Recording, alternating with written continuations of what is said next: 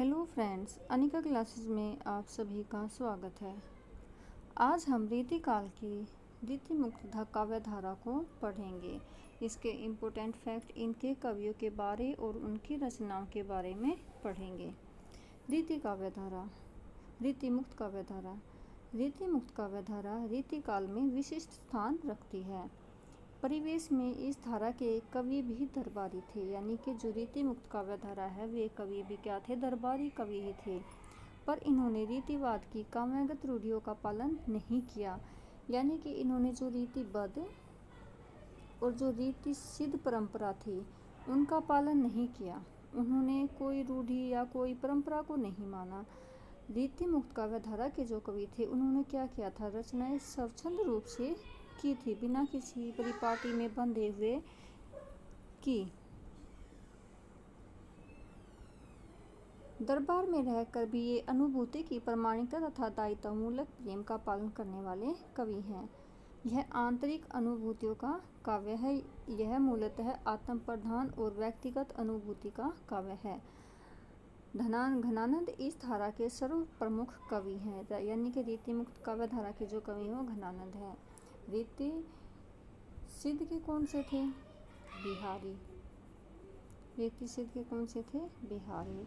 और रीतिबद्ध के कौन से कवि थे? वो थे केशव। तो हमें ये भी पता होना चाहिए कि किस धारा का प्रमुख कवि कौन सा है। अन्य कवि जो थे आलम, बोधा, ठाकुर और द्विजदेव आते हैं। अब हम इन कवियों के बारे में पढ़ लेते हैं। इनसे रिलेटेड कुछ इम्पोर्टेंट बातें पढ़ेंगे। आचार्य शुक्ल ने अपने इतिहास में दो आलम माने हैं। एक अकबर के समसामयिक, दूसरे औरंगजेब के पुत्र मुअज्जम के आश्रित। प्रेमाखान प्रबंध काव्य, माधवानल, कामकंदला, श्याम स्नेही व सुदामा चरित्र प्रबंध काव्यों को उन्होंने पहले आलम की रचना माना है, जबकि जो मुक्तक संग्रह है आलम के लिए वो दूसरे आलम की रचना माना है। देखो, आचार्य शुक्ल ने जो आलम कवि है उसको दो माने हैं, यानी कि एक कवि नहीं माना है, उनको दो अलग अलग कवि माने हैं। एक कवि तो उन्होंने अकबर के समकालीन माना है और जो दूसरे औरंगजेब के पुत्र मुअज्जम के जो आश्रित थे उसको माना है। अब जो पहले आलम थे उसकी उन्होंने कौन सी रचनाएं मानी है? प्रेमाखान प्रबंध काव्य, जैसे माधवानल, कामकंदला, श्याम स्नेही, सुदामा चरित्र आदि प्रेम प्रबंध काव्यों को पहले आलम की माना है, जबकि मुक्तक संग्रह आलम के लिए जो रीतिकाल की रचना है उसको दूसरे आलम की रचना माना है। ये शुक्ल के अनुसार था।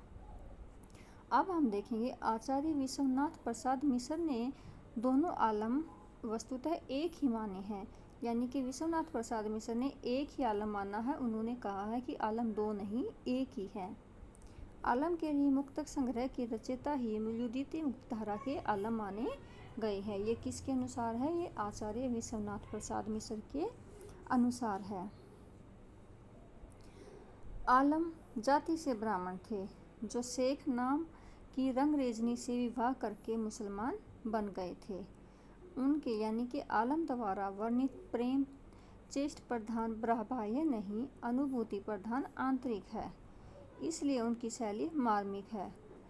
उसमें अभिलाषा और वेदना की प्रधानता है, इसलिए वह आपतः फारसी की प्रेम पद्धति की ओर अधिक झुका हुआ है। यह कथन किसका है? यह डॉक्टर नगेंद्र का है कि आलम का जो प्रेम था वो बाह्य न होकर के आंतरिक था और जो उसकी शैली थी वो क्या थी? मार्मिक थी। अब है घनानंद। घनानंद मुगल बादशाह मोहम्मद के मीर मुंशी थे। कहा जाता है वे बहुत अच्छा गाते थे। एक बार दरबार में बादशाह के निवेदन पर इन्होंने टाल मटोल की, किंतु अपनी प्रेमिका, इनकी प्रेमिका का नाम क्या था? सुजान। किंतु अपनी प्रेमिका जो कि एक वेश्या थी, यानी कि जो दरबार में नाचती थी, के अनुरोध पर इन्होंने गाना स्वीकार कर लिया। वे अपनी तन्मयता में गाते हुए सुजान की ओर मुँह और बादशाह की ओर पीठ करके बैठ गए। बादशाह ने इन्हें पुरस्कार तो दिया किंतु साथ ही दरबार से निकाल दिया, क्योंकि बादशाह ने इसको अपनी बेइज्जती समझी, क्योंकि उन्होंने बादशाह के कहने पर गाना न गा करके सुजान के कहने पर गाना गाया। तो इन्होंने इसको दरबार से निकाला गया तो इन्होंने सुजान को अपने साथ चलने के लिए कहा, लेकिन सुजान ने इसके साथ जाने से मना कर दिया। सुजान इनके साथ नहीं गई।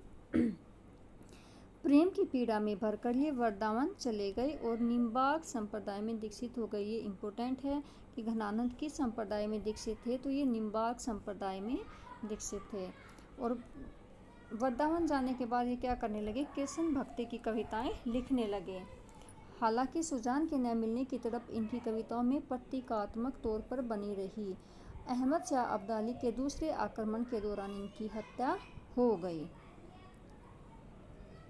घनानंद को प्रेम की पीर का कवि भी कहा जाता है।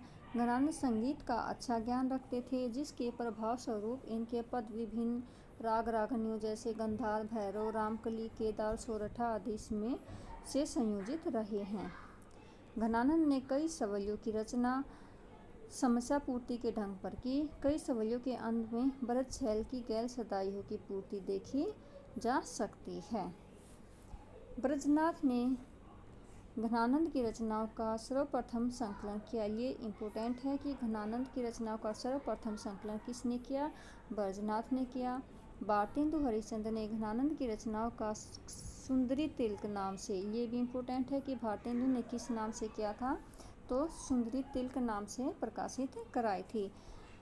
सर्वप्रथम संकलन तो ब्रजनाथ ने किया, भारतेंदु हरिश्चंद्र ने सुंदरी तिलक नाम से प्रकाशित कराए थे।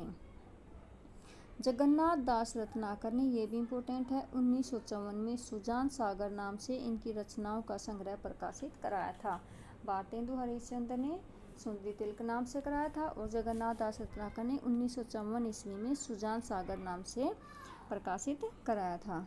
आचार्य विश्वनाथ प्रसाद मिश्र ने श्रृंगार की संपूर्ण रचनाओं का संग्रह घनानंद ग्रंथावली शीर्षक से किया। इसमें कुल 502 छंद हैं। ये भी बहुत ही इम्पोर्टेंट पॉइंट है। रीतिकाल की बौद्धिक विरहानुभूति, निष्प्राणता और कुंठा के वातावरण में घनानंद की पीड़ा की टीस सहसा हृदय को चीर देती है और मन सहज ही मान लेता है कि दूसरों के लिए, ये यहाँ से ये लाइन पूछी जाती है, ये इम्पोर्टेंट लाइन है कि दूसरों के लिए किराए पर आंसू बहाने वालों के बीच एक ऐसा कवि जो सचमुच अपनी पीड़ा में रो रहा है। ये किसने कहा था, रामधारी सिंह दिनकर ने। किसके विषय में कहा था, घनानंद के बारे में कहा था। यहाँ से पूछा जाता है, पूछ तो यहाँ से भी सकते हैं, लेकिन जो मोस्टली पूछा गया है यहाँ से स्टार्ट करके पूछी गई है पंक्ति कि ये किस कवि ने किस कवि के बारे में कही है। घनानंद प्रेम की यातना के कवि हैं, इसलिए ब्रजनाथ ने कहा है, समुझे कविता घन आनंद की हियो, आँखिन नेह की पीर तकी। प्रेम का ऐसा आवेग न ठाकुर में है न बोधा में है, आवेग की है प्रखरता,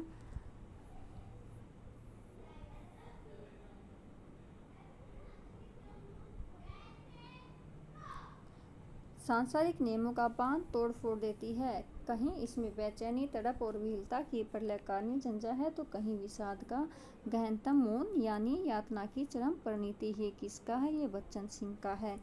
घनानंद की भाषा सरल और स्वाभाविक है, जिसमें लक्ष्यार्थ और व्यंग्यार्थ का प्राधान्य है। ये किसका है, ये वासुदेव सिंह का है। ये तो था घनानंद। अब हम पढ़ेंगे नेक्स्ट कवि बोधा।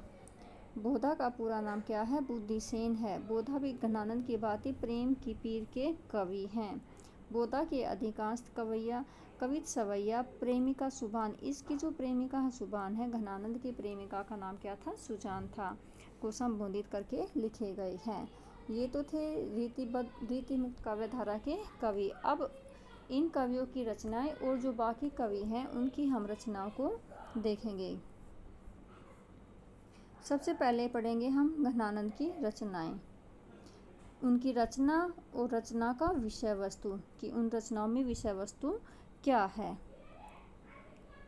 घनानंद, देखो घनानंद का जन्म 1689 ईस्वी, मृत्यु 1739 ईस्वी में। इसको हम थोड़ा जूम कर लेते हैं। पहली जो रचना है सुजानहित, इसमें क्या है, कवित सवैया में लौकिक श्रृंगार का वर्णन है। दूसरी रचना है इसकी इश्कलता। इश्कलता में क्या है, पंजाबी उर्दू शेरों का उर्दू शब्दों का शौर्य आधिक्य, प्रेम के उदात्त रूप का वर्णन, विषय विप्लव, श्रृंगार, वियोग है। ये पूछ सकते हैं कि घनानंद की किस रचना में पंजाबी और उर्दू शब्दों का वर्णन हुआ है, तो वो इश्क लता में हुआ है। नेक्स्ट रचना है वियोग वेली। वियोग वेली में क्या है, श्रृंगार की सभी अवस्थाओं का चित्रण है। नेक्स्ट है प्रीति पावस में वर्षा वर्णन है। यमुना यश में यमुना का महात्म्य है। वृंदावन सत में वृंदावन का महात्म्य है। प्रेम पत्रिका में श्री नाम के नाम बद पत्र है। सरस वसंत एक लंबी कविता है। सरस वसंत एक लंबी कविता है। पदावली एक विद्यापति की भी है, लेकिन ये रीतिकाल की है, ये धनानंद की है। इसमें क्या है, श्री कृष्ण विनय भक्ति के पद, गोचारण, वंशीवादन, होली, रास संबंधी पद है। किसमें है, पदावली में है। नेक्स्ट रचना है कृष्ण कौमुदी। श्री कृष्ण की लीलाओं का वर्णन है। ये क्या है, धनानंद की रचनाएं हैं। सुजान हित, इश्क लता, वियोग वेली, प्रीति पावस, यमुना यश, वृंदावन संत, प्रेम पत्रिका, सरस वसंत, पदावली, कृष्ण कौमुदी। अब है नेक्स्ट आलम। अब हम आलम की रचनाएं देखते हैं। माधवानल कामकंदला, ये क्या है, प्रेमाख्यान प्रबंध काव्य है। आलम के लिए मुक्तक काव्य है। इसमें क्या है, लौकिक प्रेम की भावनात्मक और परंपरामुक्त अभिव्यक्ति। इसका मूल वर्णन श्रृंगार और भक्ति है। श्याम स्नेही क्या है, खंड काव्य है, प्रबंध काव्य, रुक्मणी के विवाह का वर्णन है। सुदामा चरित्र कृष्ण भक्ति परक काव्य है। ये है आलम की रचनाएं। माधवानल कामकंदला, आलम के लिए, श्याम स्नेही, सुदामा चरित्र। नेक्स्ट कवि हैं हमारे बोधा। अब हम बोधा की रचनाएं पढ़ेंगे। बोधा की रचना देखो, विरहवारिस। बोधा को और किस नाम से जानते हैं, बुद्धिसेन से। विरहवारिस, इसमें क्या, माधवानल कामकंदला की प्रेम कथा, बोधा और सुभान के संवाद के रूप में। दूसरी रचना है विरही सुभान दंपत्ति विलास इश्क नामा बोधा की है। और एक रचना है इश्क लता, जो अभी हमने पढ़ी थी, वो किसकी है, घनानंद की है। प्रेम विषयक मुक्तक संग्रह है। नेक्स्ट कवि हैं हमारे ठाकुर। ठाकुर की दो ही रचनाएं मिलती हैं, और ठाकुर की रचनाएं याद करना बहुत ही आसान है, क्योंकि वो उनके नाम से ही हैं, ठाकुर ठसक और ठाकुर शतक। ठाकुर ठसक में क्या है, प्रेम के पंथ को वर्ण विषय बनाकर उसका स्वच्छंद वर्णन है। और ठाकुर शतक में क्या है, प्रेम का स्वच्छंद वर्णन है। नेक्स्ट कवि हैं हमारे द्विजदेव की दो रचनाएं हैं। श्रृंगार लतिका, इसमें क्या है, वसंत पर रचित 33 पदों में हृदय की अंतर्दशाओं का मार्मिक उद्घाटन है। अब दूसरी रचना है श्रृंगार बत्तीसी, इसमें श्रृंगार और प्रकृति का वर्णन है। नेक्स्ट कवि है गिरिधर कविराय। इसने क्या लिखे हैं, कुंडलियाँ, जो 1743 ईस्वी में लिखी गई हैं। इसमें क्या, इसका जो विषय क्या है, वो कुंडलियाँ ही है। नेक्स्ट कवि है वृंद की क्या है, तो वृंद सतसई है, 704 ईस्वी में है। इसमें सतसई है तो क्या होंगे, नीतिपरक दो ही हैं। एक है भाव पंचाशिका 1680 में। इसमें श्रृंगार के विभिन्न भावों के अनुसार सरस छंद है। नेक्स्ट रचना है बारहमासा, 1668 ईस्वी में लिखी गई थी। बारहमासा तो नाम से ही पता चल रहा है, 12 महीनों का सुंदर वर्णन है। वृंद सतसई, भाव पंचाशिका, बारहमासा। अभी और रचनाएं भी देखेंगे हम इसकी।